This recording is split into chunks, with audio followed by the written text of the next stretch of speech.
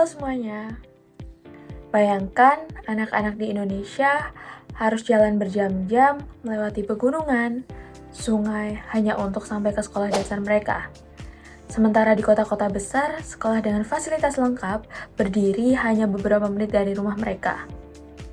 Apakah setiap anak di Indonesia benar-benar memiliki kesempatan pendidikan yang sama?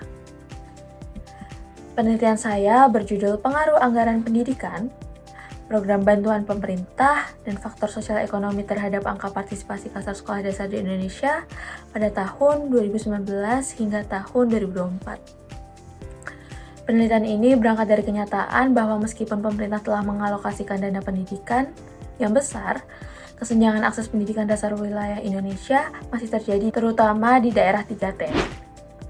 Untuk mengukur akses pendidikan, saya menggunakan indikator angka partisipasi kasar karena indikator ini mampu menunjukkan bahwa seberapa sistem pendidikan Indonesia dapat menjangkau anak-anak usia sekolah.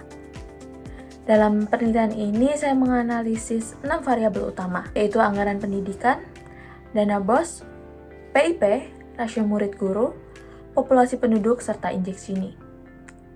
Metode yang digunakan yaitu regresi data panel dengan 34 provinsi di Indonesia dengan periode 2019 hingga tahun 2024. Hasil penelitian ini menunjukkan bahwa faktor yang berkaitan langsung dengan layanan pendidikan memiliki pengaruh yang sangat besar terhadap peningkatan angka partisipasi kasar sekolah dasar.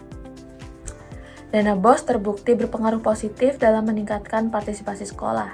Begitu juga dengan rasio murid-guru yang menunjukkan bahwa ketersediaan tenaga pendidik sangat penting dalam mendukung akses pendidikan. Temuan ini menunjukkan bahwa pemerataan pendidikan di Indonesia tidak hanya soal seberapa besar anggaran yang dikeluarkan, tetapi juga bagaimana anggaran tersebut benar-benar menjangkau sekolah, guru, dan anak-anak yang membutuhkan.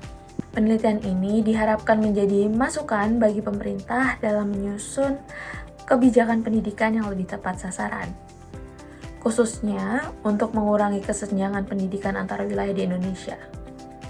Penelitian ini pun juga mendukung ketercapainya SDGs dengan tujuan keempat, yaitu pendidikan yang inklusif, adil, dan berkualitas untuk semua. Karena pada akhirnya pendidikan bukanlah hanya tentang angka. Pendidikan adalah memastikan setiap anak di Indonesia, dimanapun mereka tinggal, memiliki kesempatan yang sama untuk bermimpi, belajar, dan meraih masa depan. Terima kasih. Wassalamualaikum warahmatullahi wabarakatuh.